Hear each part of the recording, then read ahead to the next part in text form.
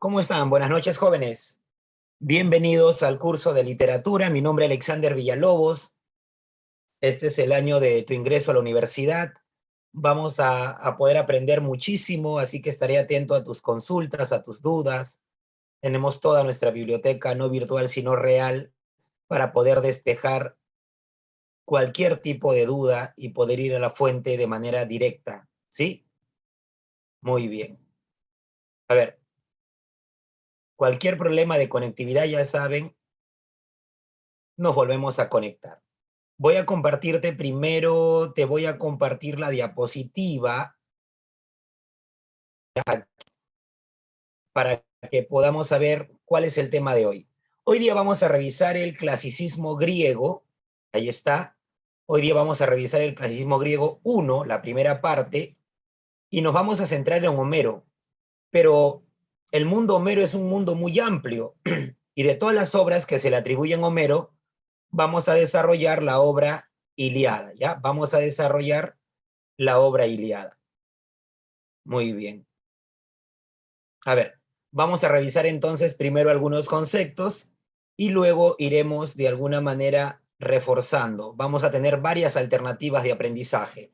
Las diapositivas, las preguntas, la pizarra virtual, los comentarios orales, así que tú siempre ten, al margen de que estas diapositivas se te van a compartir, siempre ten un cuadernito, yo le llamo el cuadernito de apuntes literarios, de lo más relevante, lo más importante, ¿ya? O sea, en tu cuadernito puedes colocar clasicismo griego 1 y cualquier dato relevante importante lo anexas ahí. Empezamos entonces. El clasicismo se convierte en el primer movimiento, en la primera corriente que surge en la literatura de Occidente. La literatura griega de la antigüedad ha ejercido de esa manera una extraordinaria influencia en la literatura de Occidente. Pero esta literatura griega se ha formado en función a sus propias creencias, a sus propios prejuicios, a sus propios aciertos, a sus propias limitaciones. Podemos decir que es una literatura de carácter formativo. Y a partir de la literatura griega o greco-latina se han derivado otras literaturas. Por eso decimos aquí que la literatura griega antigua es la única literatura europea cuyas formas se han originado en sus propias instituciones sociales y culturales. No solo la literatura latina, sino que a través de ella la literatura de Occidente, a través de ella se han derivado otras literaturas. Podemos decir que la literatura griega tiene un carácter formativo, pero también se convierte en la base de la literatura de Occidente. Formativo, ¿no? De alguna manera se convierte en una base para las distintas literaturas. Profesor, y durante la literatura griega, ¿qué se desarrolló? La épica, la lírica, la dramática, la prosa histórica, la filosofía. Y estos géneros y especies literarias, debido a su calidad formal y a su alto contenido problemático acerca de temas relevantes sobre el ser humano y social, se han convertido en verdaderos modelos que han sido imitados, combatidos, retomados, refundidos para el resto de literaturas. Es decir, que posteriormente el medievalismo, el renacimiento, el neoclasicismo son literaturas que han tomado como referente a la literatura griega o, si deseas, a la literatura grecolatina. Dentro de toda la producción griega se destacan dos textos primitivos, compuestos alrededor del siglo IX, siglo VIII a.C., y que se le atribuyen a un solo poeta, que a partir de ahora lo vamos a conocer entre comillas como Homero. Y de todas las obras que se le atribuyen a Homero de haber existido, porque hay teorías que cuestionan su existencia, nos piden la Ilíada y la Odisea. Ambas fueron compuestas por Homero, no para lectores, sino fueron compuestas para oyentes. Eso sí quiero que quede claro. Homero compuso Ilíada y Odisea, que también se les llama poemas homéricos, para oyentes. Homero, de haber existido, era un poeta, un aeda ciego, un mendigo, que recitaba fragmentos de Ilíada y Odisea para ganarse la vida. Después de recitar fragmentos de esta obra, él pedía una colaboración.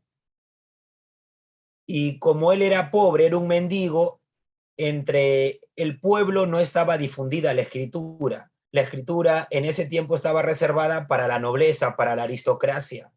Así que Homero no conoció la escritura. Es incorrecto decir que Homero escribió Ilíada y Odisea, pero sí es correcto decir que Homero compuso Ilíada y Odisea para oyente. Esto ya fue pregunta de examen de admisión. A estas dos obras en conjunto, Ilíada y Odisea, se le conoce como los poemas homéricos. Y estas obras tienen como objetivo elogiar una edad heroica, es decir, de 400 años antes de Homero, del siglo XIII al siglo IX. Homero, de haber existido, vivió en el siglo IX y VIII. ¿Y de qué tratan estos poemas homéricos? De hazañas bélicas. Bélicas es de guerra, de héroes. Héroes que se van a convertir en modelos para el resto de hombres de las distintas generaciones. Es decir, que las obras griegas tienen un fin didáctico, educar a través de sus obras de ficción. En la antigua Grecia, los poetas orales como Homero invocaban a las musas. En el caso de Homero, su musa se llamó Clío o Calíope, para iniciar la Ilíada y la Odisea, para iniciar el sagrado ritual de la recitación. Homero fue un poeta, un aeda que perteneció a la época de formación, es decir, al periodo jónico, al periodo preático o arcaico de la literatura griega. Según la tradición, Homero vivió aproximadamente en el siglo VIII a.C., pero la guerra de Troya se desarrolló en el siglo XII a.C., guerra que sí existió, guerra que se ha demostrado que sí existió.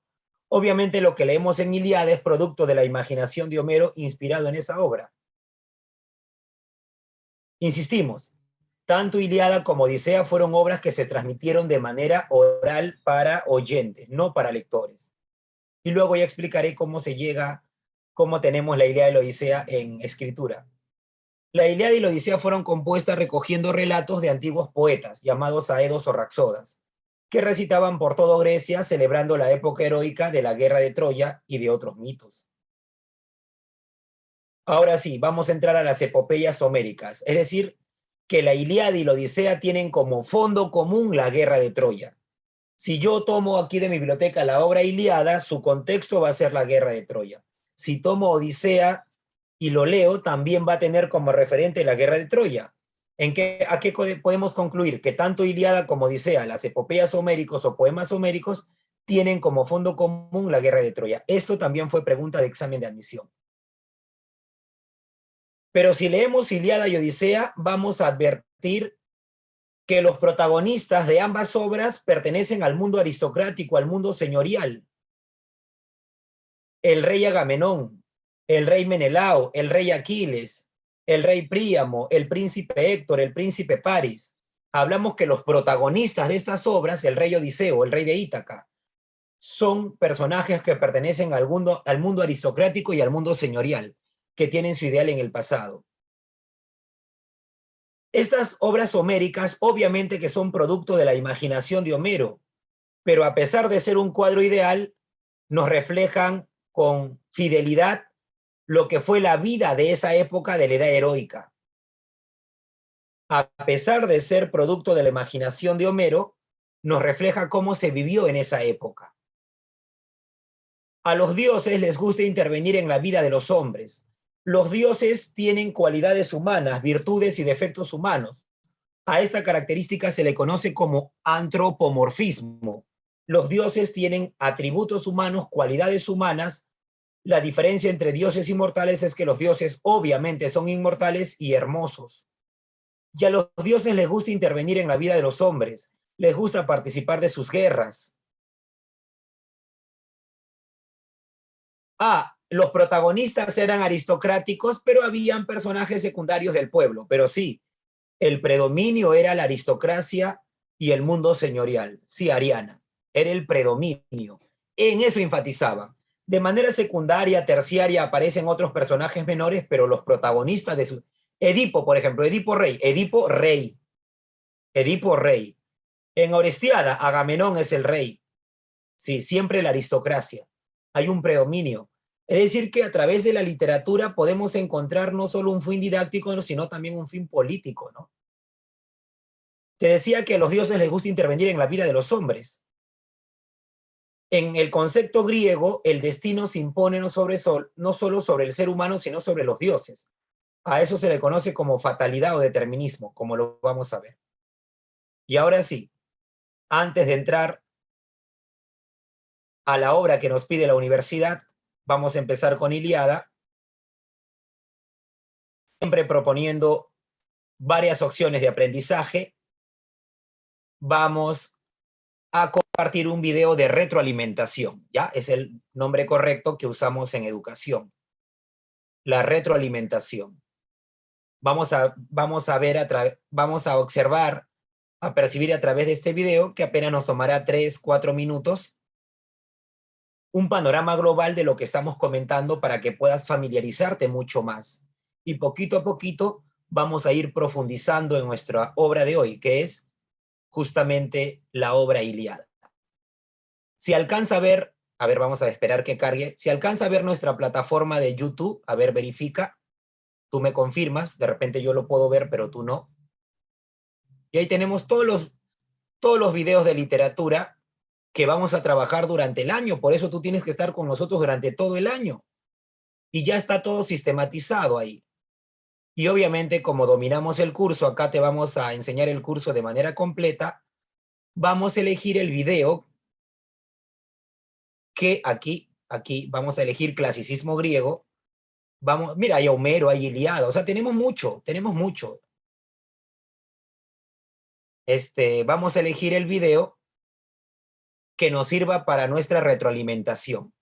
Si algún concepto relevante, algún concepto importante te llama fortísimamente gramática y ortografía son importantes.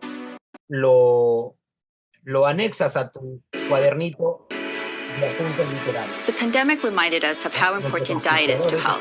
That's why the Ajinomoto Group is committed to solving health issues around the world at the dinner table. A real solution means never settling for less. ถึงแม้ว่าจะต้องลดความเค็มในอาหารลง Con la tecnología, después de 2 años de virtualidad, sabemos que tenemos... Hola amigos de YouTube, hoy veremos las características y periodos de la literatura. Paciencia y buen humor. A ver, lo voy a dejar correr unos segundos y tú me dices si se ve y se escucha de manera correcta, ¿ya? Hoy veremos las características y periodos de la literatura clásica griega. Ahora sí, dime, ¿se vio, se escuchó para dejar correr el video en su totalidad? Solo nos va a tomar 3 minutos 37 segundos. Sí, muy bien, Damaris, Yamile, Camila, Ruth, Lady, excelente, Nicole. Vamos a dejar correr.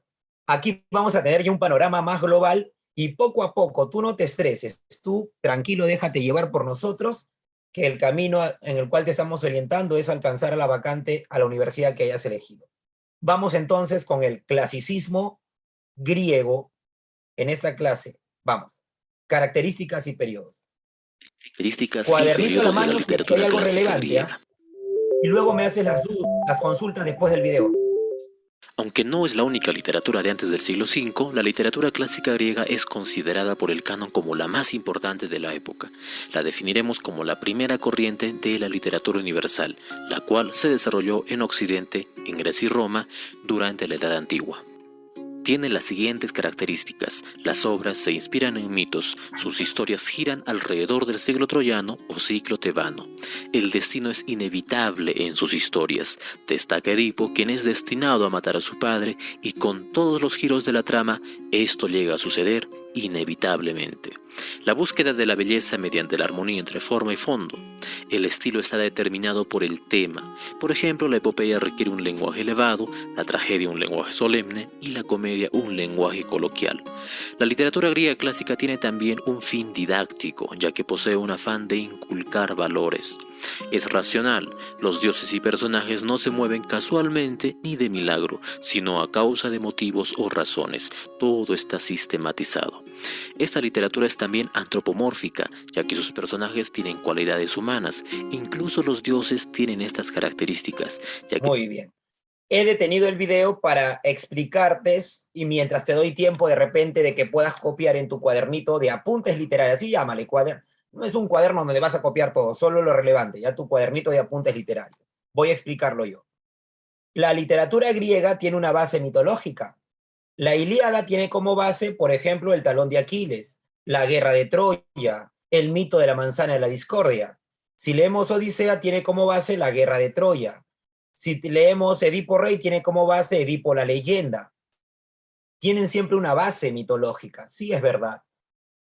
La literatura griega se caracteriza porque cree en el destino. Y otra forma de llamar al destino es la predestinación o fatalismo. Lo que te decía, el destino no solo se impone, según el concepto griego, sobre los dioses, sino sobre los mortales. El caso más típico es Aquiles, donde su madre Tetis le dice, en esa guerra tú vas a ganar la guerra, hijo, pero en esa guerra también morirás. Aquiles ya sabía su destino, porque el destino para los griegos ya está escrito ya. Otro caso es Edipo Rey. ¿Qué le vaticina el oráculo? Matarás a tu padre, te involucrarás con tu madre, con quien tendrás hijos de tu propia madre. Edipo se horroriza cuando sabe su destino. Él no quiere cumplir su destino. Él huye de ese destino. Lamentablemente termina por cumplirlo, porque es el concepto de los griegos. Existe un destino que se impone sobre el ser humano, y por más que el ser humano intente escapar a ese destino, se enfrente a su destino, se termina por cumplir. ¿Cómo se llama eso? Predestinación, fatalismo o determinismo. ¿Estamos bien hasta ahí? A ver, te leo en el chat. El chat está abierto. Estamos explicando, he detenido el video para explicar a nuestro estilo, a nuestro modo, cada uno de estos conceptos que obviamente dominamos. Sí, todo claro. Continúo con la explicación de la tercera característica, mientras te doy tiempo para que copies si es que deseas. ¿Qué significa que la literatura griega busque la belleza? Significa, si yo tomo una obra literaria, voy a la biblioteca, tomo cualquier obra literaria. Toda obra literaria tiene dos grandes características: la forma y el fondo. Profesor, ¿qué es la forma en una obra literaria? Su género, especie, figuras literarias, estrofa, tipo de verso, capítulos, estructura. Esa es la forma. Características formales, por eso así te viene en el examen de admisión, ¿no?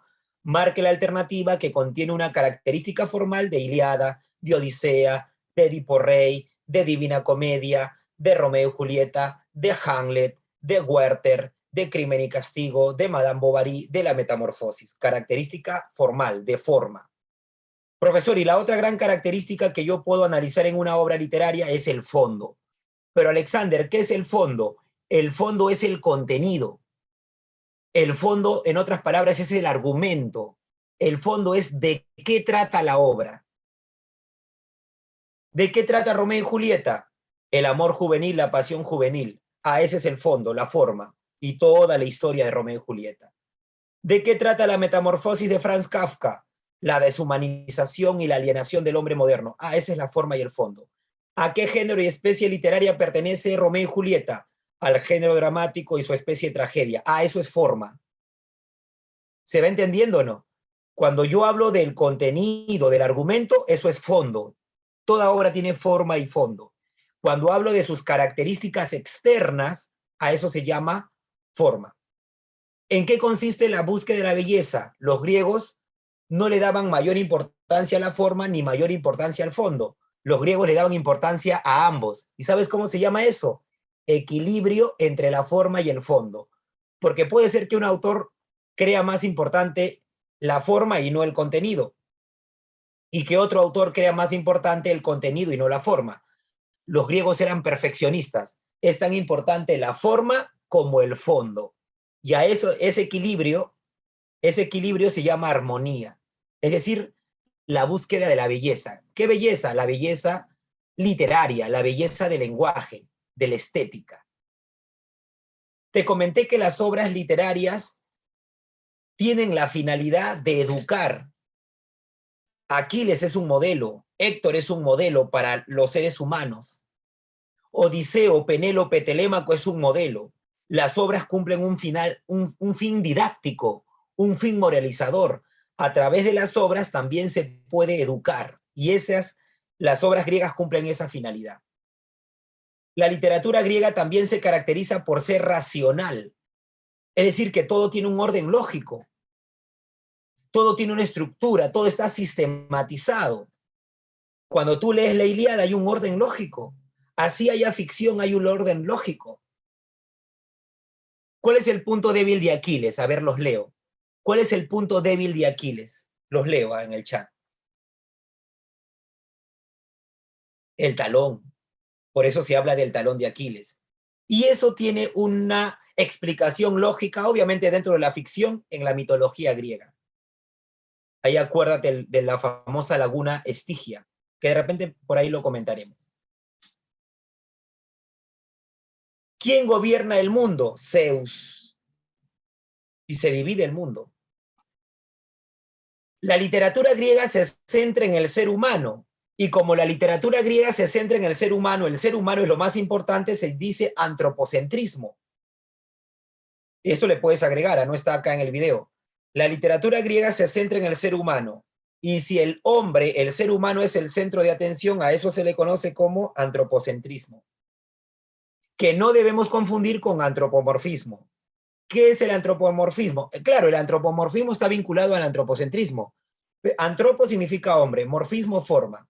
Significa que los dioses tienen formas humanas. Antropomorfismo significa que los dioses, Zeus, Afrodita, Hera, Atenea, Poseidón, Hermes, como ves ahí esa imagen, los dioses tienen formas humanas, con la diferencia que la mayoría son hermosos e inmortales. Muy bien, continuamos con nuestro video de literatura griega. Que se alimentan, beben e incluso tienen un mundo psicológico, tal como los humanos. El clasicismo griego se puede dividir en 4 periodos o etapas: la etapa jónica o arcaica, la etapa ática o clásica, la etapa alejandrina y la etapa latina.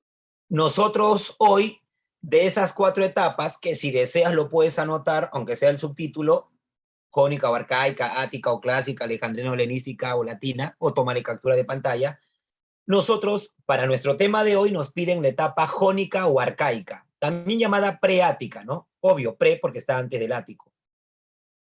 Y acá se encuentra Homero, en esta etapa. Pero obviamente el video tiene un panorama global de la literatura griega. O sea, el video es enriquecedor, porque te da el panorama global y luego me deja la cancha servida para yo entrar en detalles en Homero, en Ilíada. Continuamos. La literatura del periodo arcaico se caracterizó porque sus textos eran orales y en verso. Sus poemas se entonaban a los dioses. Resaltan de esta época la Ilíada y la Odisea, obras atribuidas a Homero, de quien se duda su existencia. A la discusión de si ambas obras fueron escritas por Homero se le denomina la cuestión homérica. Destaca también en esta etapa Hesíodo con los trabajos y los días y Teogonía. Además, en el género lírico encontramos a Píndaro y Safo de Lesbos, término del cual, por cierto, proviene la palabra lesbianismo. En la etapa ática o clásica se producen las guerras médicas entre Grecia y Persia. Los griegos ganan y consolidan su hegemonía o poderío en Occidente. De este periodo destaca la tragedia con Esquilo, Sófocles y Eurípides, y en la comedia Aristófanes. La obra que más conocemos de esta etapa es Edipo Rey de Sófocles.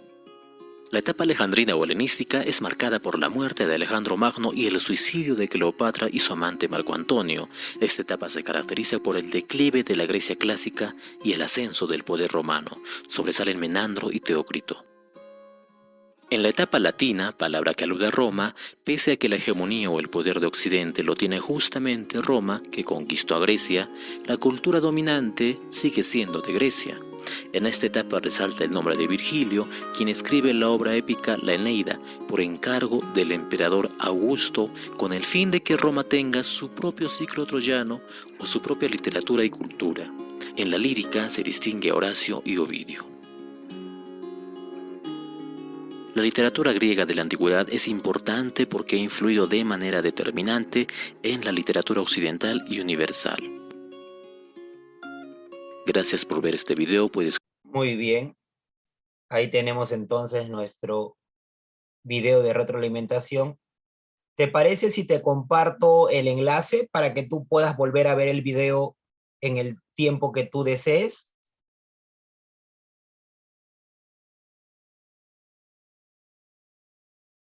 Ya, ahí te comparto el enlace. A ver, ahí llegó. A ver, ahí te comparto el enlace, de tal manera que tú puedes ver 2, 3, 4, 5, 6, 7, 8, las veces que sea necesario para que puedas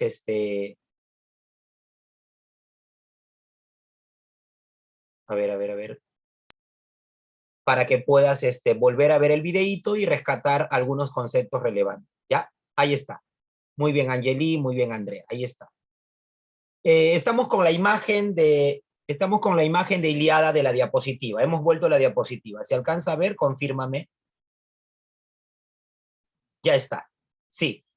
Esta imagen ha sido tomada. No sé si me reconocen. Ahí tenía el cabello un poco rubio. No sé si me alcanzan a reconocer.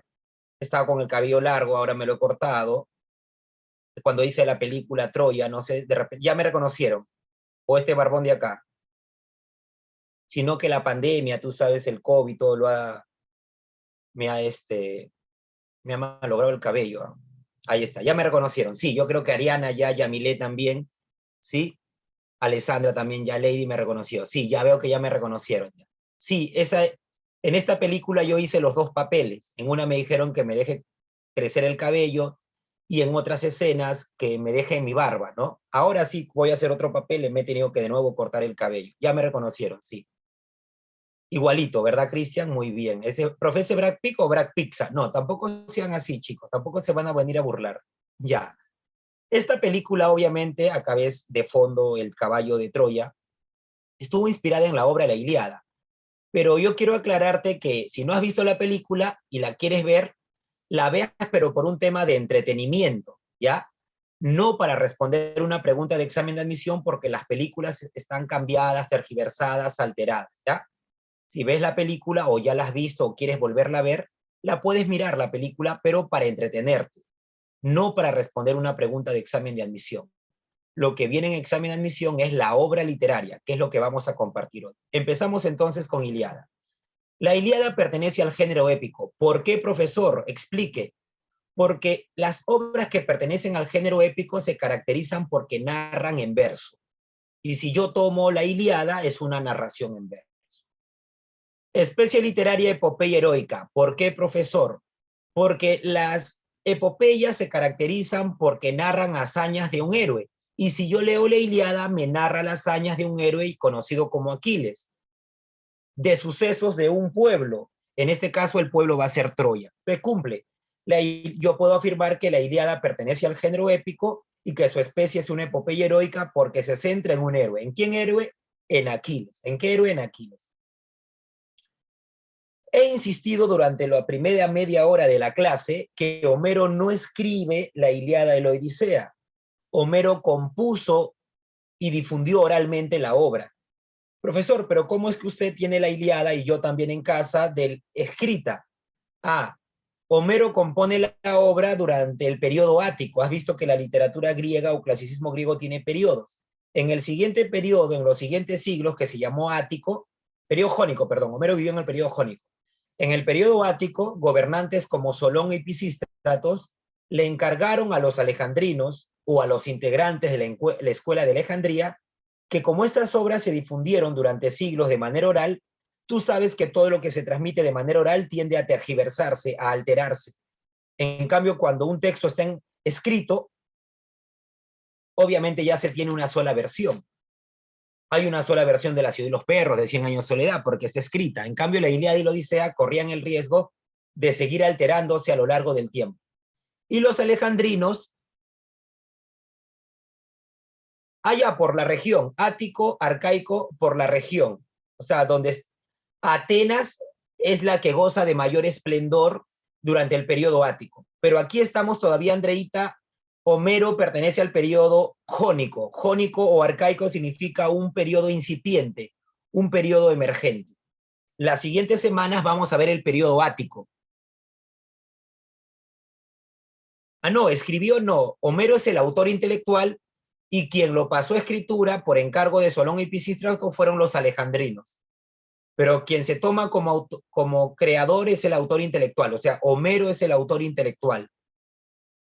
Y estas obras fueron llevadas a la escritura por los alejandrinos, claro, por los alejandrinos, que eran los intelectuales de la época. Pero el autor intelectual de haber existido es Homero.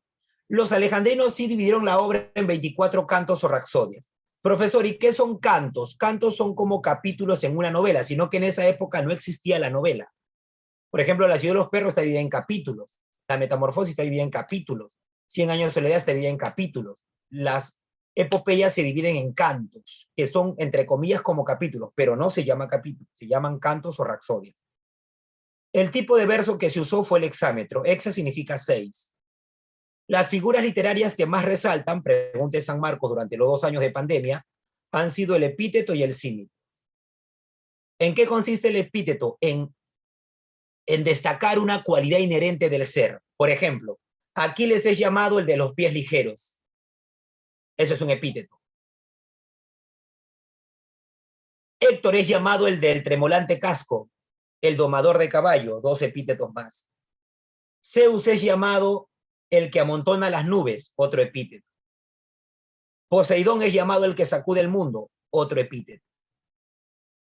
Menelao es llamado el de los cabellos rubios, otro epíteto. Son cualidades que se le atribuyen a un ser. La Sacra Troya, otro epíteto. En cambio, el símil es la comparación explícita mediante el cual, o el cómo sobre todo, el cómo, cuál o parece. Las 2 figuras literarias que más destacan en la obra es el epíteto y el símil. El tipo de narrador entenderás que es tradicional, omnisciente, o sea, narrador en tercera persona, el que te lo cuenta todo. Y el tipo de narración es lineal, es decir, que nos cuentan la historia respetando un orden lógico y cronológico del tiempo. Los que no han leído la obra no se preocupen, que aquí los estamos familiarizando con el tema, con la obra. El tema principal es la cólera y venganza de Aquiles. El tema principal es la cólera y venganza de Aquiles, del semidios Aquiles, el hijo de la diosa marina Tetis y de un mortal llamado Peleo. Pregunta de admisión de San Marcos, Villarreal, Callao. ¿Por qué se produce la cólera de Aquiles? Porque su compatriota llamado Agamenón, el rey del ejército griego Agamenón, o Aqueo también llamado el ejército, le arrebata al semidios Aquiles a su esclava llamada Briseida. Briseida con B. Briseida con B. ¿Ya? Briseida con B. Briseida con B. No confundas con Criseida, que es con C. Es Briseida. La cólera de Aquiles se produce porque Agamenón, compatriota de Aquiles, luego te explicaré por qué, le arrebata a su esclava llamada Briseida. A ver si me estás entendiendo. ¿Por qué esclava Agamenón discute con Aquiles o Aquiles discute con Agamenón? Escríbeme el nombre de esa esclava, de esa cautiva.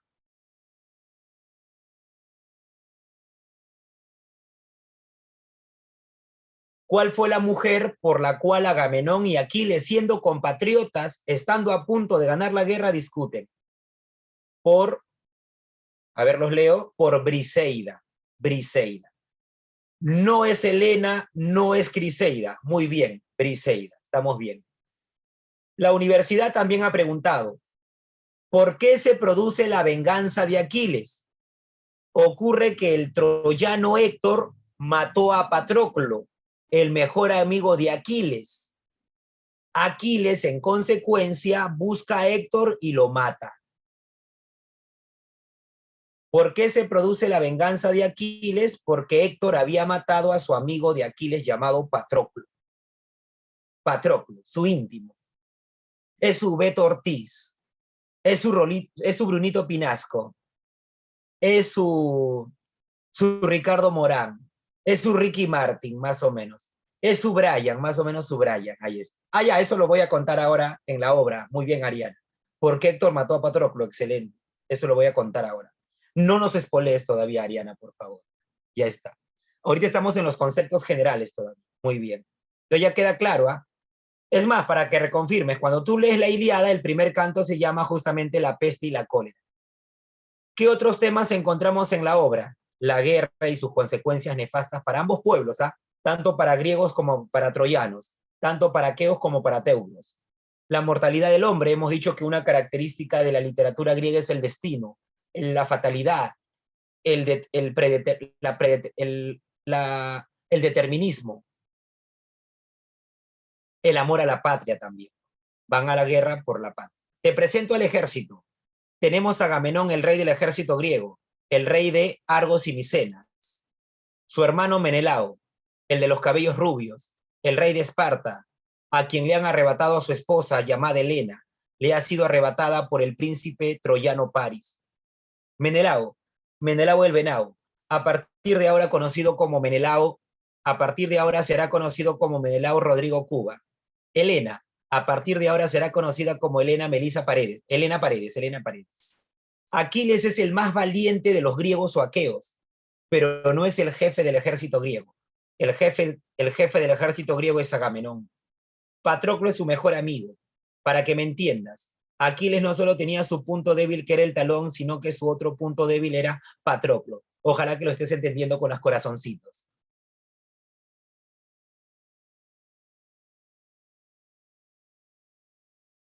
Ahí está. Ya vamos a hablar del origen de la guerra. Muy bien. Ahí está la Patroclo, ¿eh? Eso es su mejor amigo de aquí.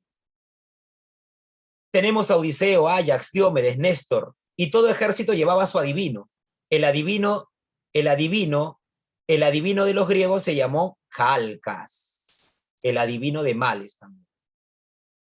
Pero te cuento, a los dioses les encantaba participar de las guerras de los mortales y se parcializaban con uno y otro bando. Hera se parcializó con los griegos, Hera y Atenea. Y como dice Alessandra, en el pasado, eso no se cuenta en la Ilíada, en el pasado, en la mitología griega, Hera, Atenea y Afrodita querían ser elegidas como la diosa más hermosa. Como la diosa más hermosa. Sí se conocía. Claro, los personajes son compatriotas, ellos están en la guerra. O sea, ellos son todos los griegos. Son reyes, príncipes. Todos ellos se conocen, claro. Los mueve la guerra y los mueve rescatar a Helena, ¿no? Te decía que Hera, Atenea y Afrodita se disputaban el honor de ser la diosa más hermosa. Pero Paris, el encargado de elegir a la diosa más hermosa, eligió a Afrodita como la diosa más hermosa. Así que las dos perdedoras, Hera y Atenea, le juraron a Paris venganza, apoyar el ejército enemigo, ¿no? Entonces ya te entiendes por qué Hera y Atenea favorece a los griegos y por qué Afrodita favorece a Paris. Tetis, obvio, es la madre de Aquiles, tiene que apoyar. Con Poseidón ten cuidado. En la obra Ilíada, Poseidón favorece a los griegos, pero en la obra Odisea, Poseidón está en contra del griego Odiseo. Hefestos, el dios de la metalurgia, del fuego, el que hace la armadura, a quien Tetis le pide que le haga la armadura para su hijo Aquiles y que le ponga bastante metal en el talón, porque sabemos que es su punto débil. Hermes, el mensajero de los dioses. Ahí está. Te presento ahora a los troyanos o teucros. El rey Príamo, el anciano, ya está anciano, el anciano Príamo, que junto a su esposa Hécuba en su juventud, no me vas a creer, vas a creer que es broma, pero es verdad, no te estoy bromeando. Junto a su esposa Hécuba llegaron a tener 50 hijos varones, sin contar a las mujercitas. Vamos de nuevo, profe, a ver, me distraje. Profe, vamos de nuevo. Príamo ya está anciano, en la obra Príamo está anciano, es el rey de Ilión, la capital de Troya. En su juventud, a lo largo de su juventud, junto a su esposa Hécuba, llegaron a tener 50 hijos varones, sin contar a las mujercitas. 50 hijos. En esa época te darás cuenta que no había Movistar, no había DirecTV, no había redes sociales. Parece que tenían otro tipo de entretenimientos. De esos 50 hijos varones, para que no te me distraigas, el más valiente, este sí está joven, es Héctor. De esos 50 hijos varones, el más valiente es Héctor, conocido como el domador de caballos, como el del tremolante casco, quien tiene una esposa bastante sacrificada llamada Andrómaca. Es más, Héctor es tan valiente, así como Aquiles para los griegos, que el destino de Troya, el destino de Ilión gira en torno al destino de Héctor. No sé si me estoy dejando entender. Héctor es tan valiente que el destino de Troya, el destino de Ilión está en función al destino de Héctor. Si Héctor muere, Troya va a caer. Si Héctor muere, Troya va a caer. si es que Héctor muere. Es el más valiente. Es el más valiente de los troyanos. Estoy hablando de los troyanos. ¿Ah? Es el más valiente de los troyanos. Pero el más cobarde, siempre entre los hijos va a haber un más cobarde entre varios hijos, el más cobarde es Paris, el causante de la guerra de Troya, porque fue él quien, entre comillas, se llevó a Helena, la esposa de Menelao el griego, y Menelao junto con Agamenón y el resto del ejército griego le declaran la guerra a los troyanos. Es decir, que la causa mitológica de la guerra fue el rapto de Helena, entre comillas, por parte del troyano Paris. Es el más cobarde, y no pelea en la guerra, ese es cobarde, ya lo vas a ver. Te dije que aproximadamente fueron 50 hijos varones, sin contar a las mujercitas. Dentro de esas hijas mujeres, aparte, después de los 50, muy aparte, la hermana de Héctor y de Paris, una hermana destacada fue Casandra. ¿Y por qué Casandra se destaca? Porque Casandra, de niña, recibió el don del dios Apolo, le dio el don de la profecía, de poder ver el futuro. Casandra creció y se hizo una mujer hermosa, una mujer adulta hermosa, y Apolo quiso estar con ella y Casandra rechaza al dios Apolo, el dios más hermoso de los varones. Apolo, resentido, maldice a Casandra. No le puede quitar el don que se da no se quita, pero sí la maldice a que todo lo que ella prediga nadie le cree. A Casandra la vamos a volver a ver en una obra llamada Orestiada, de Esquilo, más adelante, semanas posteriores. Tenemos Eneas, el primo hermano de Héctor y de Paris, semidios, hijo de Afrodita y de un mortal llamado Anquises. Él es el único príncipe sobreviviente a la masacre troyana. Por eso te recomiendo otra obra titulada La Eneida. O sea, si tú quieres, te interesa el tema de la guerra de Troya, de la literatura, puedes leer Ilíada, luego puedes leer Odisea, luego puedes leer Eneida, que es la continuación. Profe, ¿existe esta obra? Nos está mintiendo. Existe. ¿Cómo te voy a meter? Existe. Acá está. A ver, lo acerco un poquito a la pantalla, ¿ya? ¿Quién es el autor? Virgilio. Ahí está. Sí existe. Y ahí te habla de la continuación de la guerra. Te habla del único príncipe sobrevivieron soldados, ¿no? Pero recuerda que las obras se focalizan en personajes aristocráticos. Así que, si te interesa la guerra de Troya, después de leer Ilíada y Odisea, puedes leer la continuación, que es la Eneida. Luego otros troyanos como Deifobo, Euforbo, Sarpedón. Así como los griegos tuvieron a Calcas como adivino, los troyanos tuvieron a Heleno, que no tiene nada que ver con Helena, como adivino. Profesor, ¿pero por qué los ejércitos llevaban su adivino? Para poder comunicarse con los dioses y poder obtener favores de ellos. Entonces los adivinos servían como un nexo de comunicación entre los mortales y los dioses. Así como los griegos tuvieron dioses a favor, los troyanos también tuvieron dioses a favor. Apolo, el dios de la profecía, el dios más hermoso masculino. Ares, el dios de la guerra, favoreció a los troyanos. Afrodita, la diosa del amor y la belleza, la diosa más hermosa del Olimpo, aquella que fue elegida por Paris. Artemisa, la diosa de la naturaleza y de la caza. Y ahí te dejo un organizador visual.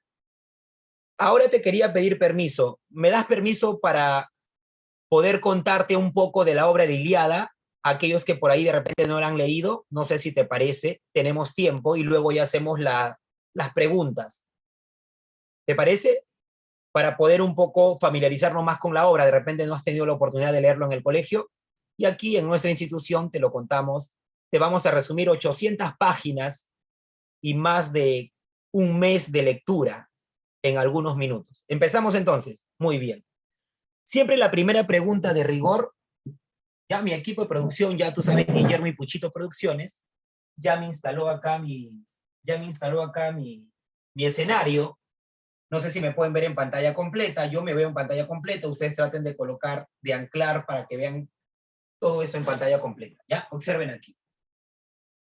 Lo primero que quisiera, voy a tener el chat abierto acá para leerlos. Lo bueno que tengo buena vista. Ahí lo voy a tener para leerlos cuando quieran participar. Obviamente de manera muy puntual, ¿no? Para no distraernos en la narración. Te cuento. Pero esto que te quede claro, ¿eh? La guerra de Troya La guerra de Troya duró 10 años. La guerra de Troya duró 10 años. Pero la obra Ilíada de Homero, la que inventa Homero, la que crea Homero, solo nos narra 51 días del 10º o último año de la guerra. Es decir, que en la obra Ilíada,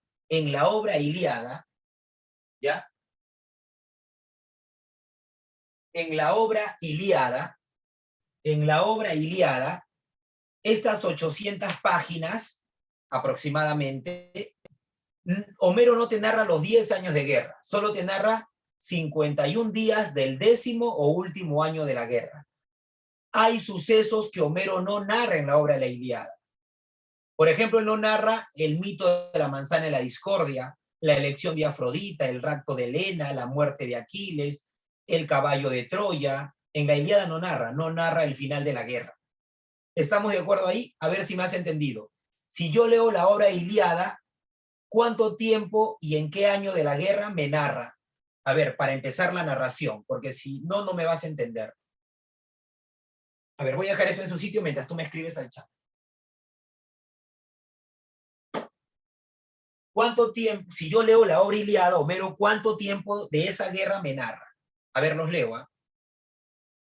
¿Cuánto tiempo narra? Ahí está, 51 días del último año, nada más.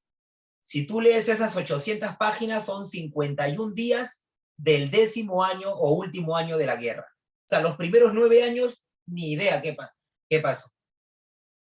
Y ahora sí podemos empezar con la obra Ilíada. ¿Cómo empieza la obra Ilíada? Empieza, tanto Ilíada como Odisea, empieza con una recitación a la musa, la invocación a la musa de la poesía épica. ¿Y cómo se llama la musa de Homero, la musa de la poesía épica? Se llama Clío o Calíope. Y dice así: canta, oh diosa, la cólera del Pélide Aquiles, cólera funesta que causó infinitos males y precipitó al Hades muchas almas valerosas, de héroes a quienes hizo presa de perros y pasto de aves. Cumplíase la voluntad de Zeus, desde que se separaron disputando el Átrida, Agamenón, rey de hombres, y el divino Aquiles. El Átrida, Agamenón, rey de hombres, y el divino Aquiles.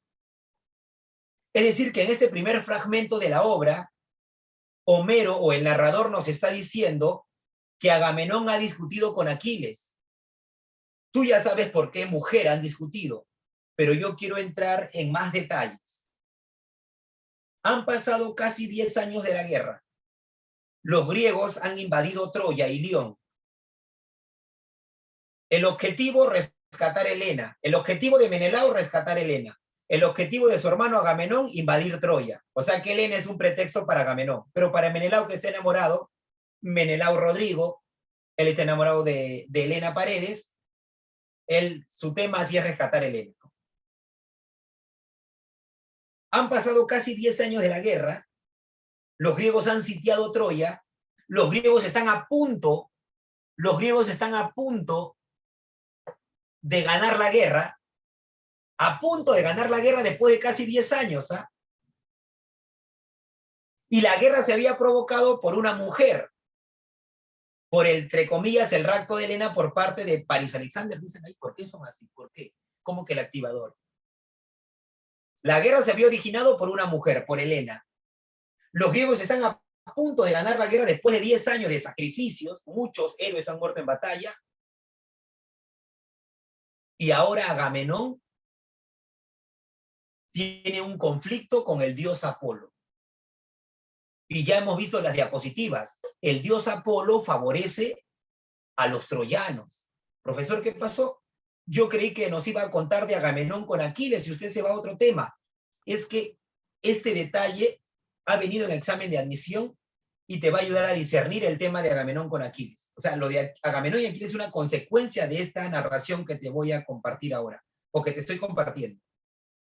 Agamenón se ha apoderado de una hermosa cautiva llamada Criseida, con C. A ver, escríbelo, Criseida con C. Escribe la palabra Criseida con C. Ahí está, Criseida con C. Igual que Briseida, pero con C ahora. ¿Ya? Pero no las confundas, son distintas, no tienen nada que ver. Agamenón se ha apoderado de una hermosa cautiva llamada Criseida, con C. Pero Criseida no es cualquier esclava. Criseida es hija de Crises. Y Crises no es cualquier poblador. Crises es sacerdote del dios Apolo. Y tú y yo sabemos que Apolo favorece a los troyanos. Crises, como todo buen padre, visita a los griegos y ofrece todo lo que tiene, toda su fortuna, a cambio de que Agamenón le devuelva a su hija. ¿Cómo se llama su hija? Ya me lo escribiste de manera correcta, Criseida. Y te cuento qué le dice Crises para convencer a Agamenón y a los griegos. Estaba Agamenón con todos los griegos, con todos los, ya sabes, acá es reyes y príncipes. Crises los alaba y le dice a Agamenón y al resto: Átridas, Agamenón, Menelao y demás griegos de hermosas grebas, los dioses que poseen olímpicos palacios, os permitan destruir la ciudad de Troya y regresar felizmente a la patria. Por favor, poned en libertad a mi hija Criseida, y recibid el rescate, venerando al hijo de Zeus, al flechador Apolo, el que hiere de lejos. Todos los griegos asentaban con la cabeza y murmuraban: sí, que la devuelva. Si es sacerdote del dios Apolo, contra los dioses no podemos enfrentarnos. Sí, que la devuelva, se murmuraba. Pero el rey del ejército griego, así asignado por Zeus, es Agamenón, el soberbio Agamenón. Profesor, ¿y qué responde Agamenón? Escucha. Amenaza a Crises: que yo no te encuentre anciano cerca de las cóncavas naves, ya porque demores tu partida, ya porque vuelvas luego. Pues quizá no te valgan el cetro y las ínfulas del dios Apolo. A tu hija no la soltaré. Antes le sobrevendrá la vejez en mi casa, en Argos, lejos de su patria, trabajando en el telar y compartiendo mi lecho. Pero vete, no me irrites, para que puedas irte sano y salvo. Uno de los soldados le alcanza a Agamenón, cuando tú leas la obra, el día que te animes a leer la obra, le alcanza una pica. Una pica es como una especie de jabalí. Acá mi equipo de producción ya me trajo ya esa pica o jabalí. Agamenón hace el gesto de tomar distancia y vuelo para poder lanzar esta pica contra el cuerpo de Crises, quien corría desesperadamente para salvar su vida. Pero Agamenón no lo mata, lo deja partir, pero eso sí, lo ha humillado, lo ha ofendido, ha rechazado el rescate y le ha dejado claro que su hija, Criseida, se quedará con Agamenón hasta que sea vieja. Y durante ese tiempo, mientras esté joven, va a compartir, dice, su habitación, su cama, su lecho. Crises ya agotó la posibilidad del diálogo. Crises ahora se queja con su dios Apolo. Apolo feliz con este incidente, porque a veces los pretextos son necesarios para generar la guerra. Apolo aprovecha este incidente y se venga de los griegos y especialmente de Agamenón. ¿Qué hace Apolo? Manda una peste. Por eso el primer canto de la obra se llama La peste y la cólera. La cólera es lo segundo. Primero envía una peste que empieza a matar a los soldados. Pero como Apolo es un dios flechador, desde el Olimpo con arco y flecha, pero flecha con fuego, empieza a lanzar flechazos contra las embarcaciones griegas, contra los perros de guerra y contra los soldados. Empieza a lanzar flechazos. Por un momento los griegos creen que es un ataque de los troyanos. Envían a sus espías, pero cerca de sus embarcaciones no encuentran a ningún troyano. Conclusión lógica: si el ataque no viene de los mortales, el ataque viene del Olimpo. El ataque viene de los dioses.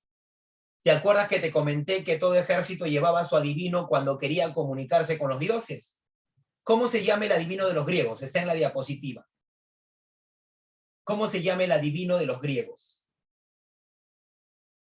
A ver, ¿cómo se llama el adivino de los griegos? Calcas, el adivino de males. Calcas se comunica con el dios Apolo y Apolo manifiesta que el motivo de su furia es que Agamenón ha ofendido a su sacerdote, no ha querido devolver a Criseida. Y hasta que no devuelva a Criseida, Apolo no va a cesar en su ataque contra los griegos. Y eso sí, ahora tendrá que devolver a Criseida sin ningún tipo de rescate, porque ya Crises ofreció un rescate y Agamenón lo rechazó. Calcas le comunica esto al rey Agamenón y Agamenón se enfurece. Ofende a Calcas. Adivino de males, así te debes llamar. Siempre me das malas noticias. Me dijiste que la guerra duraría 10 años. Ha transcurrido casi ese tiempo y todavía no ganamos la guerra. Me sugeriste sacrificar a mi hija Ifigenia para poder obtener los vientos favorables de los dioses, ya que nos habíamos perdido en alta mar. Maté a mi hija y todavía no ganamos la guerra. Y ahora me dices que yo soy el responsable de la furia del dios Apolo y que debo devolver a Criseida. Te voy a matar, Calcas, te voy a matar. Y cuando Agamenón se acerca para agredir a Calcas, Aquiles interviene. ¿Qué pasa? Le dice, déjalo él tranquilo. Él solamente cumple su función. Además, el mensaje del dios Apolo está claro. Devuelve a esa esclava Criseida y Apolo se retira de la guerra. Contra los dioses no podemos enfrentarnos. En todo caso, mejor regresamos a nuestra patria. Enfrentarse a los dioses significa morir. Devuelve a esa tal Criseida. Ganemos la guerra y regresemos a nuestra patria. Además, tenemos muchas esclavas en nuestras embarcaciones. Recuerda que Aquiles no respeta a Agamenón. Aquiles no va a la guerra para rescatar a Helena. Aquiles va a la guerra para demostrar que es el mejor. Aquiles reniega de su condición de semidios. Es más, su madre ya le ha dicho que en esa guerra ganará la guerra, pero también morirá. Claro que la muerte de Aquiles no se narra en la obra Ilíada, por si acaso. Y Aquiles le pregunta al resto, ¿qué dicen ustedes? ¿Que la devuelva o no? Sí, que la devuelva. La gente envalentonada, que la devuelva, que la devuelva. ¿Ya ves? Todos quieren que devuelvas a esa Criseida. Agamenón siente la presión de los reyes y príncipes de sus soldados, ¿no? Está bien, la voy a devolver, pero me parece injusto, porque es la esclava más hermosa que tengo. Vamos a conquistar Troya, tendremos más esclavas que ni van a caber en nuestras embarcaciones. Pero eso sí, esto no se va a quedar así. Voy a devolver a Criseida, pero a cambio ustedes me tendrán que compensar con una de las esclavas más hermosas que tenga. Llévate la que quieras, le dice. Y empieza a preguntar a cada uno, ¿ah? Le pregunta a Áyax, le pregunta a Néstor, le pregunta a Patroclo, a Diomedes, al propio Menelao. A su hermano le pregunta, y luego reacciona. ¿Pero tú qué mujer me vas a dar? Si por tu culpa estamos aquí. ¿Quién te manda a recibir hace 10 años aquí a París? ¿Cómo le vas a decir que todo lo que es tuyo también es de él, que hasta tu mujer se llevó? Menelao avergonzado. Hasta que se acuerda de Aquiles. Agamenón señala a Aquiles. ¿Ah? Pélida Aquiles. Valeroso Aquiles. Ya recuerdo que así como yo me apoderé de la hermosa Criseida, tú te apoderaste de la hermosa Briseida. Así que la quiero a ella a cambio de yo haber entregado a Criseida. Y fuiste tú el primero en decir que por una esclava no debemos hacer problemas. La quiero a Criseida en mis brazos para que sepa qué es estar con un hombre de verdad. Aquiles siente la ofensa y recuerda que Aquiles es un semidiosa. Aquiles desenvaina su espada y corre en dirección de Agamenón con la espada levantada para mutilarle la cabeza. Agamenón, si bien es cierto, estaba con la coraza, la armadura, pero sin casco. Agamenón retrocede. Y cuando Aquiles está a punto de mutilarle la cabeza, y Agamenón solo esperando la muerte, es en ese momento que Hera, la diosa esposa de Zeus que favorece a los griegos, envía a Atenea, la diosa de la sabiduría, para que evite que Aquiles mate a Agamenón. Atenea abraza a Aquiles justo en el instante que él iba a soltar la espada contra el cuello de Agamenón. Justo en ese instante, Atenea con toda su fuerza lo contiene. Solo Aquiles tiene la capacidad de poder ver a Atenea. Suéltame, Atenea, le dice, suéltame, suéltame, déjame matar a ese cobarde. Aquiles, Atenea lo abraza, pero le habla, ¿no? Le habla al oído para persuadirlo. Aquiles, no puedes matar a Agamenón. Si me sueltas, vas a ver que sí puedo. Suéltame, suéltame. Aquiles, por favor, si tú matas a Agamenón, Zeus, que lo protege a Agamenón, bajará y te matará. ¿Y qué más da? Mi madre me ha dicho que yo moriré en esta guerra. Da lo mismo morir ahora después. Me está humillando, me está quitando a mi esclava, a Briseida. Me está humillando delante de mis compatriotas y delante de mi ejército.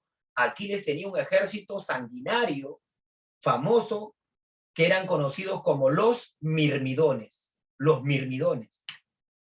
¿Qué ejemplo le voy a dar a mis soldados? Que me arrebatan a mi esclavo y yo no hago nada. Suéltame para matarlo. Aquiles, sé inteligente.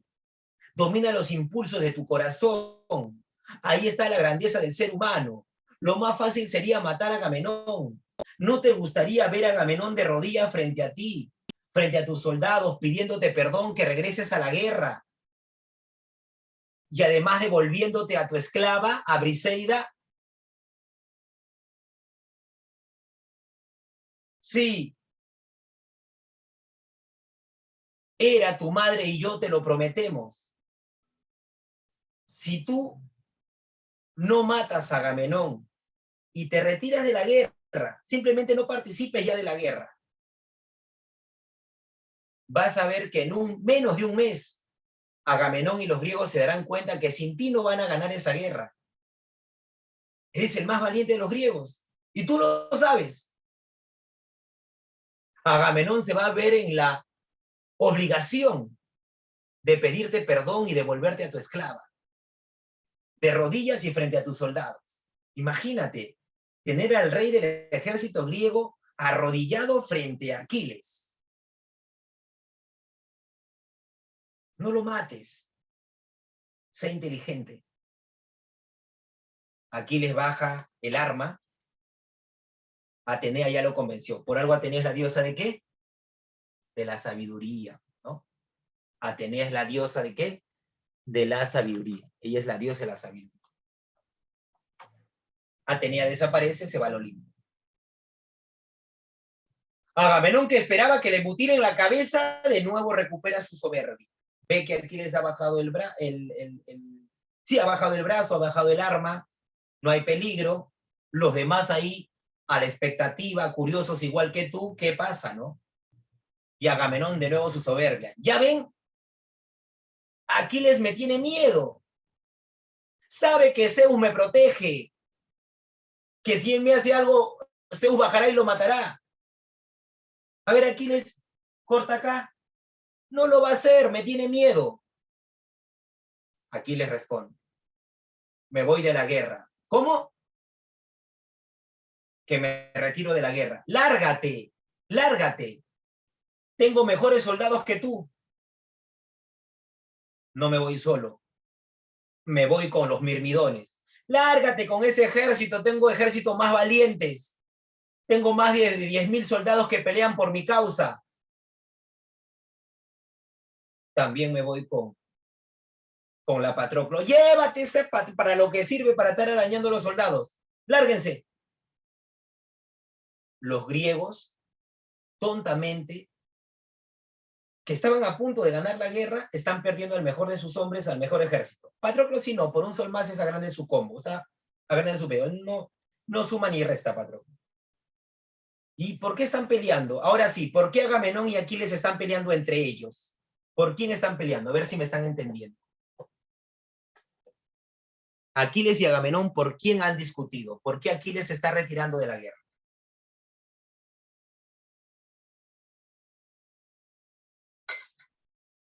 Muy bien, por Briseida, por Briseida. Criseida es el problema entre Agamenón y Apolo. Briseida es el problema entre Agamenón y Aquiles. Y efectivamente, cuando Héctor, el troyano, el más valiente de los troyanos, se entera que Aquiles ya no está participando de la guerra, no es que Aquiles ha regresado a su patria, simplemente que Aquiles está ahí en Troya, en Ilión, pero no está participando de la guerra. Está enfurecido ahí con Patroclo, ahí todo el día juntos. Están pasando su pandemia juntos, su aislamiento social juntos. ¡Ay! En ese momento Héctor da la orden a sus hombres de que salgan de la fortaleza troyana y ataquen a los griegos. Empiezan a morir los griegos. Es más, se van a dar duelos personales. Menelao, la víctima, Menelao Rodrigo, contra Paris. Aquel que vence en el duelo personal habrá ganado la guerra y se quedará con Helena. Después de media hora de combate, de lanzarse las picas, Paris baja la guardia, está cansado, quiere abandonar el duelo. Menelao hace volar su pica que se le iba a clavar en el pecho a Paris, y es en ese momento que una diosa que protege a Paris, que se siente agradecida por haber sido elegida en el pasado como la diosa más hermosa, hace que de la tierra salga un remolino, envuelve a Paris en una nube negra y le salva la vida, lo transporta detrás de las murallas troyanas. Menelao solo ve el remolino, si no lo he matado por lo menos lo he herido. Menelao corre con su espada para darle la estocada final. Cuando llega y el remolino se va desvaneciendo, no encuentra el cuerpo de Paris. Menelao entiende que los dioses han intervenido para salvar a Paris. Menelao maldice a los dioses. Malditos sean los dioses, Zeus. Jamás debiste permitir que los dioses salven a Paris. Yo lo hubiese matado, hubiese ganado la guerra y ahora Helena estaría conmigo. Malditos sean los dioses, Zeus. Héctor siente vergüenza de la cobardía de su hermano, que ahora es protegido por Helena, por su amante Helena, por su Helena Melisa Paredes. Héctor siente tanta vergüenza que en el transcurso de los días visita a los griegos y los desafía. Lamento la cobardía de mi hermano. He venido para pelear contra ustedes, contra cualquiera de ustedes, con las mismas condiciones.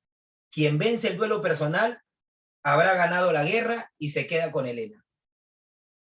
¿Tú crees que alguien quería aceptar el duelo? Veían tan envalentonado a Héctor que ninguno quería pelear. Ni Agamenón, ni Menelao, ni Odiseo, ni Diomedes. Aquiles no está, recuerda, él ya no participa de la guerra. Hasta que se escuche una voz. ¡Yo peleo! Agamenón da la orden, ármenlo antes que se desanime, ármenlo. Este era Áyax Telamón, el de la fuerza de gigante. Héctor cuando lo ve siente miedo también. Áyax se cuadra, Héctor también, cada uno con su escudo y su espada. Y cuando van a empezar el duelo, el sol se oculta, cae la noche.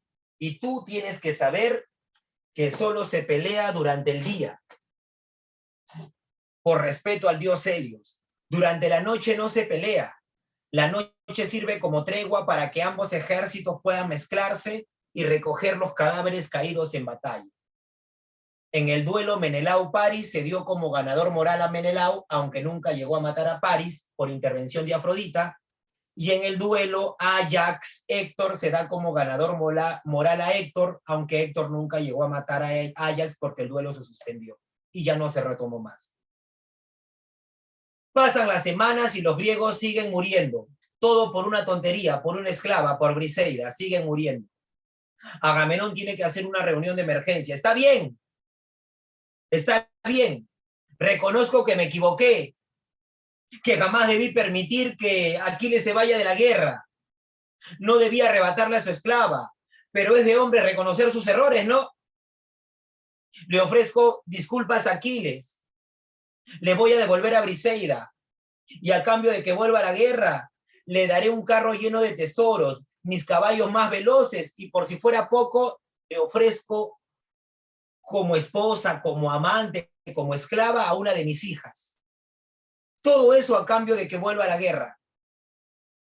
Todos aplauden el gesto de Agamenón de reconocer su error, pero no falta un curioso. ¿Y cuándo vas a ir a pedirle perdón? A eso sí, yo en persona no voy. Esa bestia humana en cuanto me vea me va a dar muerte, ni siquiera va a dar la oportunidad de escucharme. Que vayan en mi nombre sus mejores amigos, que vaya Odiseo, Ulises, acuérdate, Odiseo, que vaya Diomedes y Néstor, sus mejores amigos. Pasan las horas, Aquiles contento recibe a sus amigos, creyendo que es una visita de amistad, pero cuando escucha los motivos que le comparte Odiseo, ¿cómo? ¿Me estás diciendo que vienen los tres? ¿Los tres vienen a nombre de ese cobarde? muy valiente para humillarme delante de ustedes, delante de mis hombres, arrebatarme a mi esclava Briseida, y ahora no tiene la valentía de arrodillarse frente a mí como me lo prometió la diosa Atenea, Hera y mi madre, de pedirme perdón, y ustedes se prestan para su juego. Aquiles, por favor, recapacita. Te estoy diciendo que te va a devolver a Briseida, que esté intacta, que no la ha tocado, que la revise si quiere. Te ofrece carros llenos de tesoro, te ofrece sus caballos más veloces, además te ofrece a una de sus hijas. Todo eso a cambio de que vuelvas a la guerra. Solo quiero que Agamenón esté acá de rodillas pidiéndome perdón y yo vuelvo a la guerra. Sabes que no lo va a hacer, entonces yo tampoco regreso. No me interesa ni Briseida, ni sus carros llenos de tesoro, ni sus caballos, ni su hija. Yo aquí soy feliz con Patroclo. Aquiles, por favor. Es más, se retiran de mi casa. El día que me vengan a visitar, que sea por amistad y no por encargo de ese cobarde. Patroclo, acompáñalos a la puerta. Sí, mi Aquiles, dice. A partir de ahora será llamado Patroclo Brian, ya sabes, como el cantante. Y lo acompaña a la puerta. Cuando llegan a la puerta, Odiseo, que es ingenioso, que es astuto, abraza a Patroclo y le dice: tú eres el único que puede convencerlo para que vuelva a la guerra. Mañana te esperamos. Está bien, dice. Y por más que Patroclo lo intenta toda la madrugada, Aquiles persiste en su cólera. Te he dicho que no, Patroclo. Sabes que te aprecio. Pero Agamenón me humilló. Que me pida perdón y yo regreso a la guerra. Me da pena ver a mis soldados. Los mirmidones eran sanguinarios. Míralos a orillas de la playa, peleándose entre ellos, matándose entre ellos porque no tienen rival. ¿Qué más no me gustaría que los mirmidones estén ahí en el campo de batalla matando troyanos? Pero si Agamenón no me pide perdón, yo no regreso a la guerra. Y Patroclo lo toma, ¿no? Ni por mí, Aquiles, ni por ti, Patroclo. Ni porque te lo estoy pidiendo. A ver, sigue intentándolo. Llega a 5 de la mañana y Aquiles persiste en su cólera. Mira, yo no voy a regresar a la guerra, pero eso sí, vamos a ayudar a los griegos en algo, ya, para valorar tu esfuerzo. Te voy a prestar mi armadura. ¿Y yo para qué quiero tu armadura? Para que hagas presencia en la guerra y le hagas creer a los troyanos y especialmente a Héctor de que yo he regresado. Te vas a llevar mi embarcación y te vas a llevar a los mirmidones. Bueno, los que quedan, el resto se han matado. Ya está bien, dice. Al siguiente día, o transcurridas las horas, los troyanos y los griegos ven la embarcación de Aquiles que se está acercando. Ven la imagen de Aquiles, porque Patroclo tenía buen somatotipo, tú lo veías, parecía todo un guerrero, un gladiador. Pero su interior era otro. Todos habían creído que Aquiles había regresado. Además ven a los mirmidones que toman sus picas y las golpean contra la embarcación. Los griegos aplauden el regreso aparente de Aquiles. Héctor da la orden a sus hombres de que se replieguen en la fortaleza. Héctor no es que le tenga miedo a Aquiles, le tiene pánico. Cuando Odiseo se destina a quitarle el casco al aparente Aquiles, se da cuenta que es Patroclo. ¿Tú? ¿Patroclo? ¿Qué haces aquí? Te dije que convenzas a Aquiles para que sea él quien vuelva a la guerra, no tú. ¿Qué haces con la armadura de Aquiles, con su embarcación y sus soldados? Por más que le insistía a Aquiles, no va a volver a menos que Agamenón le pida perdón. ¿Y qué haces con su armadura? Me la prestó para hacerle creer a los troyanos que es él quien regresa y que esto les sirva como tregua a ustedes para que puedan rearmarse. Es lo mucho que pude conseguir. Y Odiseo es muy inteligente, le vuelve a colocar el casco a Patroclo. Y Odiseo es testigo y los griegos que los troyanos están huyendo. O sea que Héctor y los troyanos han creído también que Aquiles ha regresado. Y Odiseo le dice a Patroclo, ¿no? Si los troyanos creen que eres Aquiles, pues que lo sigan creyendo. Tú nos vas a dar el triunfo de la guerra. Yo, pero mi Aquiles me ha dicho que solo haga presencia en la guerra, que yo no puedo pelear. ¿Qué importa lo que diga Aquiles? Aquiles es un egoísta. Tú solo tendrás que escalar las murallas y al descender abrir la puerta principal. El resto del trabajo de hombre lo hacemos nosotros.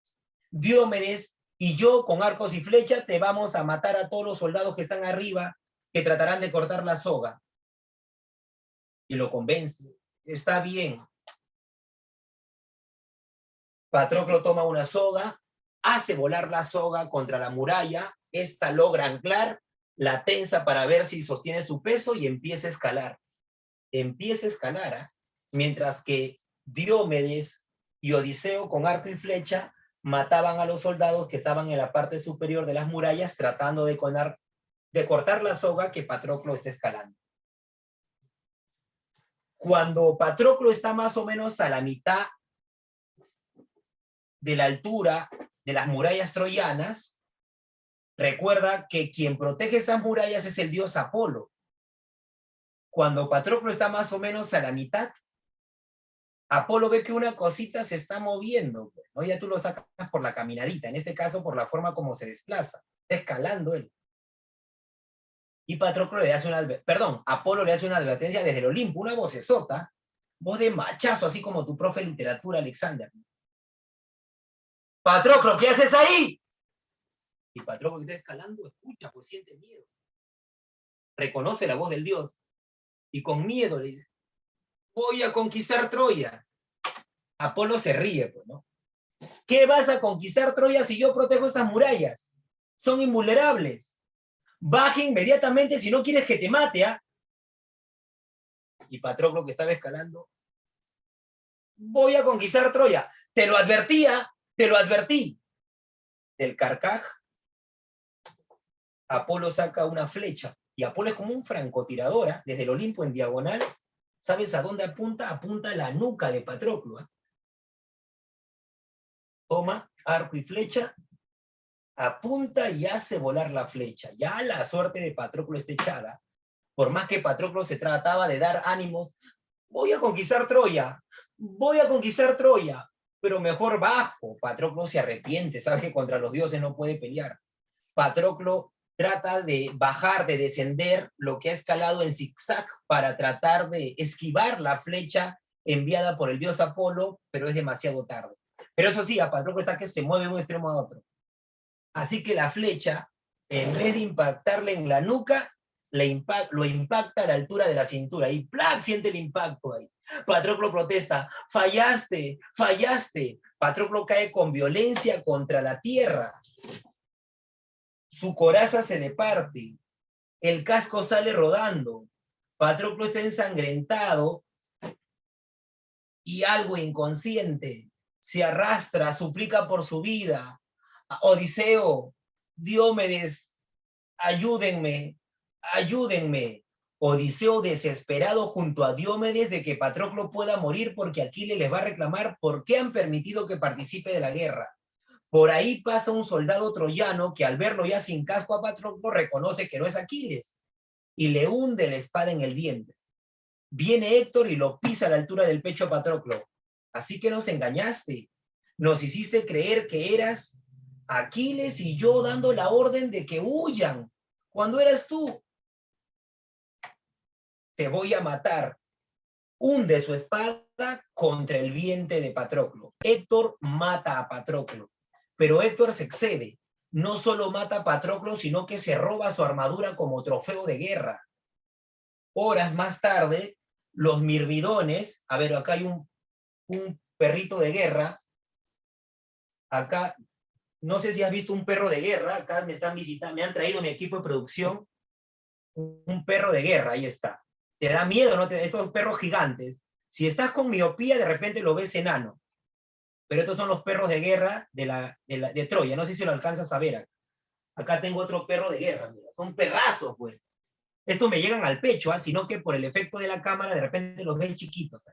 Ahí están los perros de guerra de Aquiles, ahí están. Ahí están. ¿Dan miedo, sí o no? Algunos deben estar temblando. Mamá, el profe tiene 2 perros de guerra, lo pueden matar. No se puede jugar así el profe con esos leones. Ya, voy a soltar a mis leones. Sino que se han despertado. Ellos se alimentan de niñitos, entonces ya. ¡Atrás! ¡Atrás! Ahí está. Ellos son perros de guerra, no tienen miedo. Son antropófagos, se alimentan de carne humana. Ahí está. Son perros de guerra de esa época, ¿ya? Les ha dado miedo, he visto que se han quedado calladitos. Ya.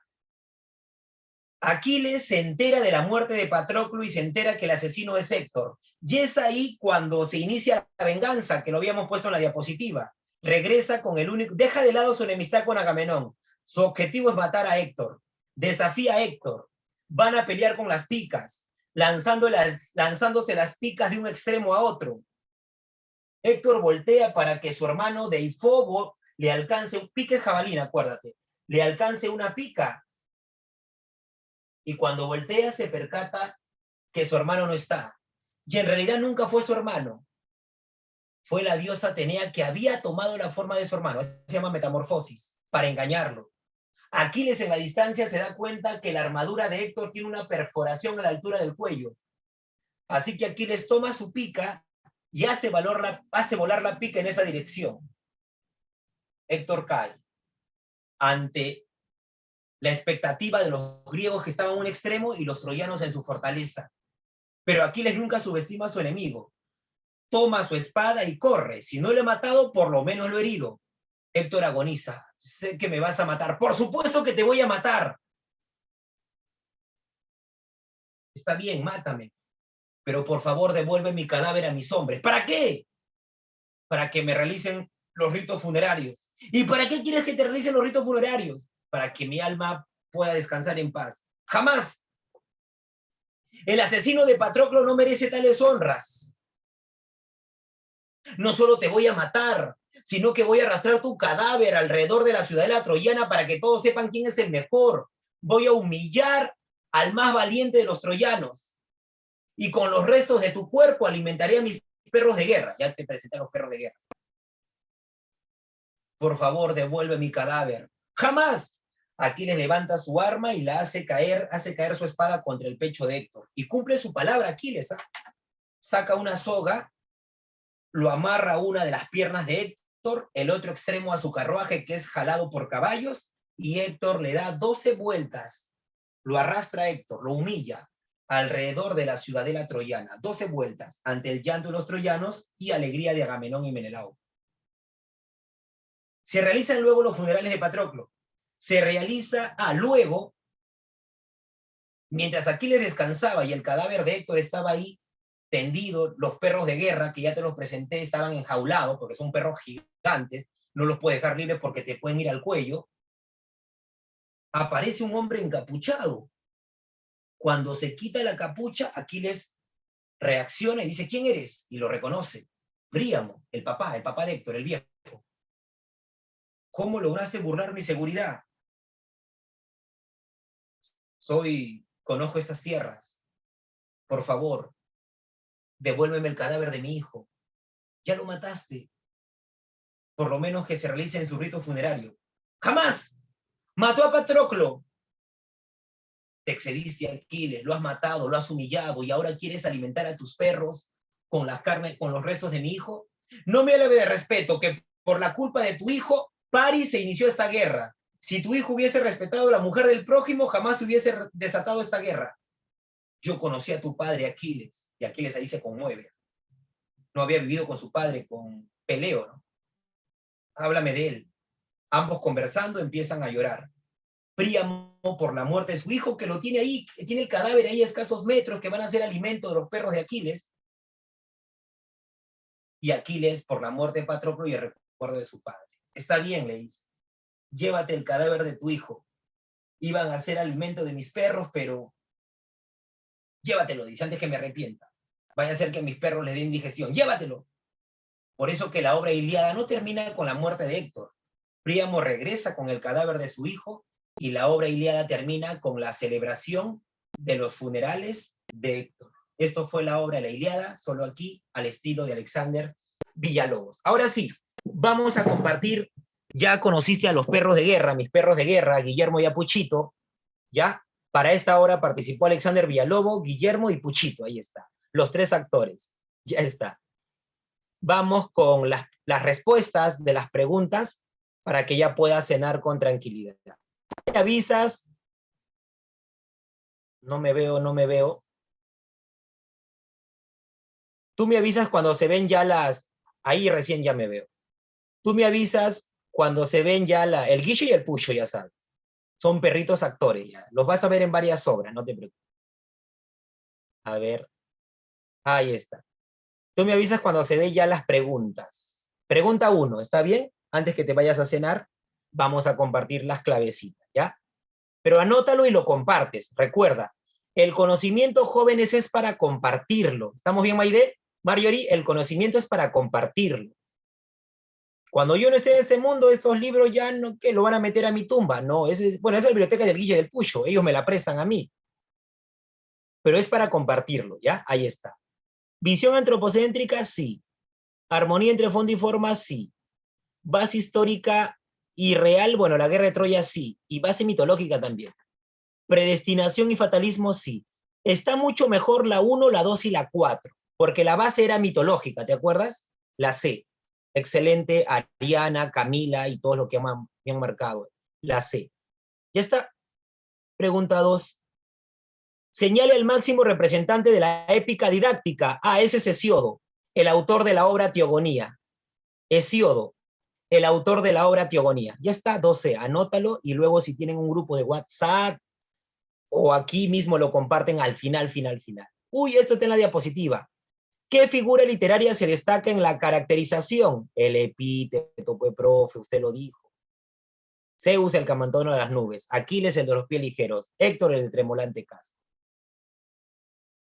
¿Qué Dios castiga? Pues, profesores, pregunta o chiste. ¿Qué Dios castiga la soberbia de Agamenón por haber ofendido al sacerdote Crises? Te dije que te lo conté por un motivo. Este fue el motivo. ¿Qué Dios castiga a Agamenón? Apolo. Manda una peste y manda flechas con fuego. Te lo he narrado hoy. Achá. Sobre la Ilíada. ¿Por qué se producen las cóleras de Aquiles? ¿Por qué el fastidio? Uno es el rapto de Briseida y otro es la muerte de Patroclo, ¿no? La venganza. Búscame un 2 y 4. Ya está.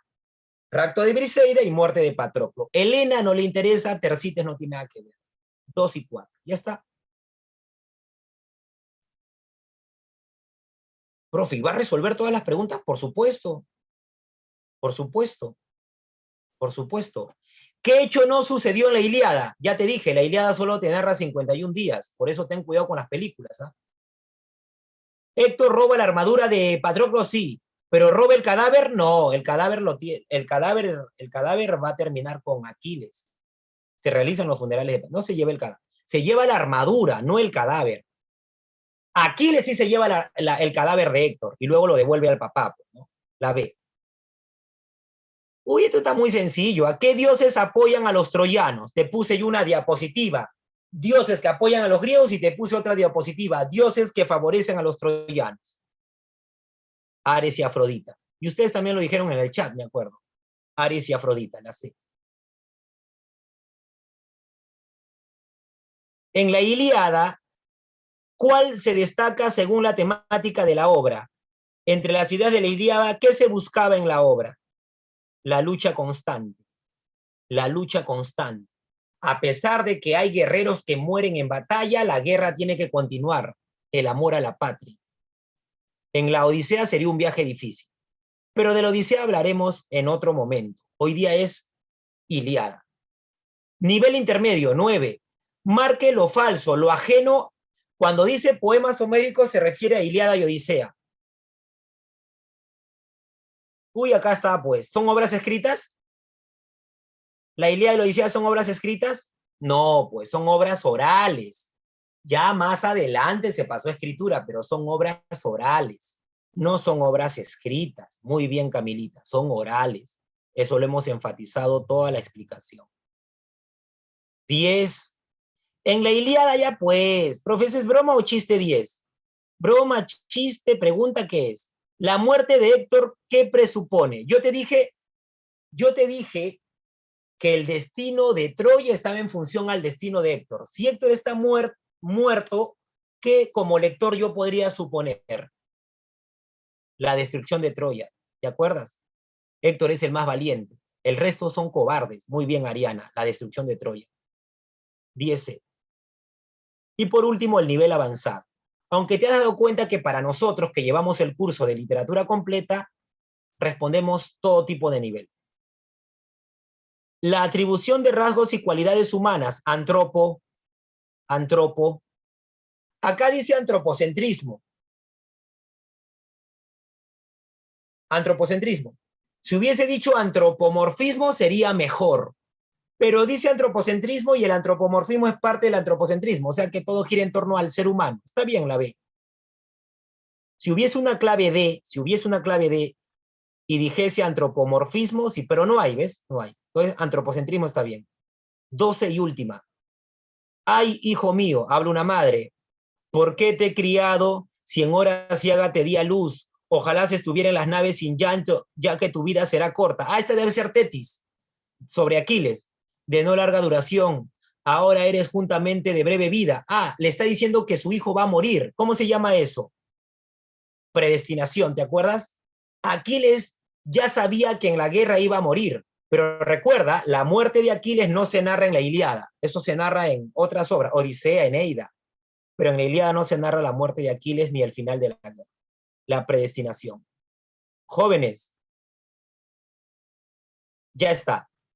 Guillermo, Puchito y yo hemos hecho nuestro mejor esfuerzo por darte lo mejor. Espero que te haya gustado la clase, que te haya motivado a leer, que te hayamos motivado en la institución a estudiar, a entender que uno puede disfrutar de la cultura, disfrutar de la literatura y con un objetivo que es alcanzar esa vacante a cualquier universidad del Perú, a cualquier carrera que tú hayas elegido. Cuídense. Espero que puedan seguir leyendo sus diapositivas. Hay muchas obras que nos esperan, así que te invito a continuar con ustedes durante todo el ciclo. Te esperan mayor cantidad de obras. Cuídense, que tengan una bonita noche, una bonita cena. Chao. Cuídense.